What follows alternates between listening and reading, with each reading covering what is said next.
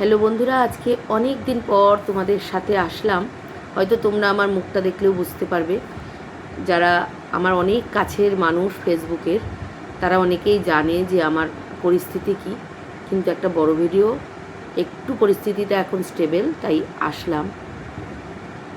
বড় বড় নার্সিংহোমগুলোতে কি কি হচ্ছে স্ক্যাম আমাদের সাধারণ মানুষদের সাথে, তার কিছু নমুনা আমি নিয়ে আসছি। অনেকেই জানো যে আমি কয়েকদিন ধরেই পোস্ট দিচ্ছিলাম যে আমার বাবা হসপিটালাইজড, যার জন্য আমি চেন্নাই থেকে আমার 28 তারিখ আসার কথা ছিল।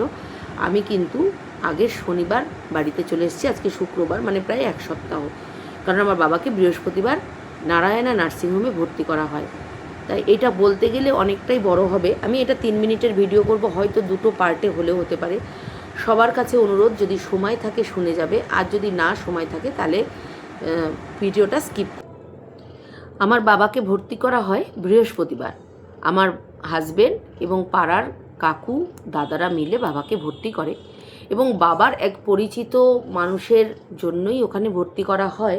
কারণ বাবার কি হয়েছিল, এই বুকের মাঝখানটায় বাবার খুব ব্যথা করছিল। এবার বাবা প্রচুর ডাক্তার দেখিয়েছে, ওখানের এমডি তারা বলেছিল যে কোনো একটা ভালো নার্সিংহোমে তুমি যাও, গিয়ে পুরো ফুল বডি চেক আপ করাও। বাবা তার আগে একবার সাগর দত্ত হসপিটালে যাওয়াতে বাবাকে ইসিজি করানো হয়। বাবার ইসিজিটা ভালো বেরোয়নি। তখন বাবাকে বলা হয় যে এই ওষুধগুলো খান, একটু ভালো ডাক্তার দেখিয়ে নেবেন।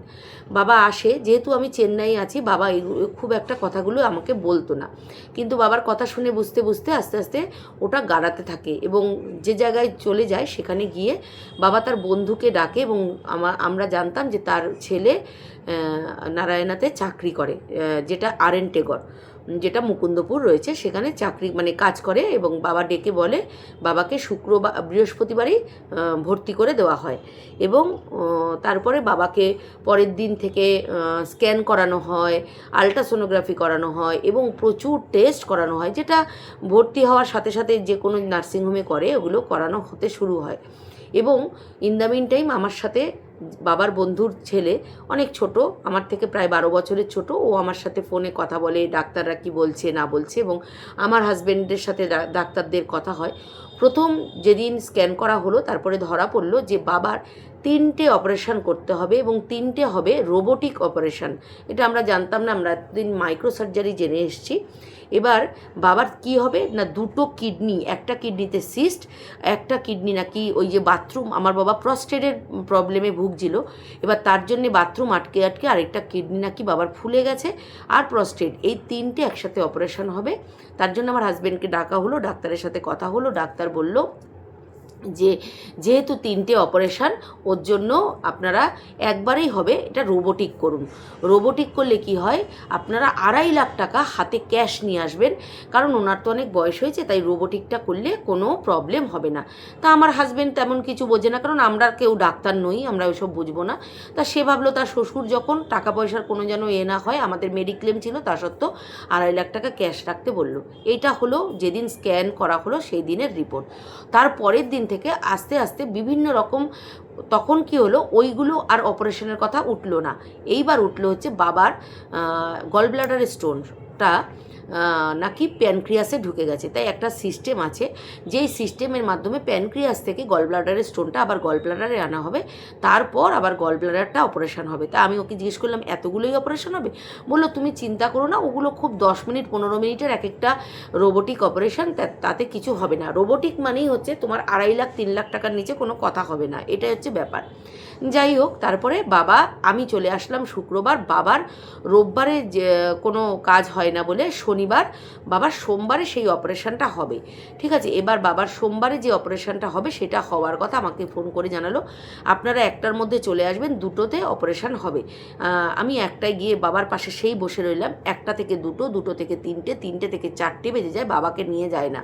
এবং বাবাকে ওই অপারেশনটা করবে বলে বাবাকে ভোর 6:30টায় খেতে দিয়েছিল, তারপরে আর সারাদিন খেতে দেয়নি। আমি সামনে থেকে দেখছি, শুধু স্যালাইন চলছিল। এবার আমি সামনে থেকে দেখছি আমার বাবা ডিটোরিয়েট করছে, তাকাতে পারছে না।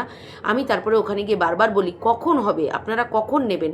তারপরে বাবার বন্ধু, আমি বারবার কেন বাবার বন্ধু বলছি, বাবার বন্ধুর ছেলের নামটা আমি বলতে পারতাম, কিন্তু বলবো না। ও হয়তো টাকার জন্য, তোমরা সবটা শুনলে বুঝতে পারবে যে কিভাবে ও ছকটা সাজিয়েছিল আমার বাবার কাছ থেকে টাকাগুলো নেবে বলে। এবার আমি তখন ওকে ডাকি যে তুই আয়, তুই এসে দেখ যে এখনও জেঠুর অপারেশনটা হলো না কেন। ও তাড়াতাড়ি ওখান থেকে আসে, গণ্ডগোল মানে একটু ঝামেলা করে, তারপরে ওটিতে নিয়ে যাওয়া হয়। আমার বাবাকে 5:30টায় ওটিতে নেওয়া হয়, 6:30টায় আমাকে বাবাকে দেখতে দেওয়া হয়। বাবাকে আসে, তখন বাবা 1 ঘন্টা অজ্ঞান ছিল। আমাকে বলেছিল বাবার জ্ঞান আসলে বাবার সাথে কথা বলে তারপরে আমি ওখান থেকে আসব। আমার সাথে আমার পাড়ার কাকুরা ছিল এবং আমার পিস্তত দাদা ছিল। তারপরে আমাকে যে ডাক্তার বাবার এটা করেন তার নাম হচ্ছে সন্দীপ পাল। সন্দীপ পাল আমাকে দেখা করতে বলেন, আমি যাই সন্দীপ পালের কাছে। সন্দীপ পাল বলেন যে তোমার বাবার এই অপারেশনটা সাকসেসফুল। এটাকে অপারেশন বলে না, ওরা ওই কি বলে, ভুলে যাই আমি আসলে ডাক্তারি পরিভাষার অত কথা জানি না তো। এন্ড্রোস্কোপি করে দেখেছিল যে প্যানক্রিয়াসে চলে গেছে। ওই এন্ড্রোস্কোপির মতোই একটা সিস্টেম আছে যেটা 10 মিনিট, ওই সিস্টেমটাতে প্যানক্রিয়াস থেকে নাকি আবার গলব্লাডারে স্টোনটা আনা হয়েছে।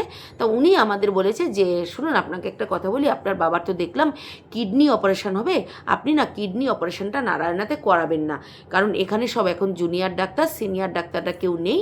আপনি যেহেতু অমুকের মানে বাড়ির লোক, তাই আপনাকে আমি সচেতন করলাম, এবং করবেন কি না না করবেন সেটা আপনার ব্যাপার।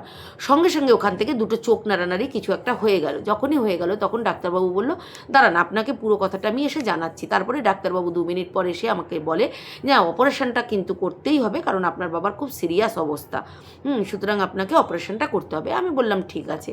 তা আমি নিচে চলে আসলাম। এটা গেল ফার্স্ট পার্ট, কারণ 6 মিনিট হয়ে গেছে। এরপরে আমি সেকেন্ড পার্টে আসছি।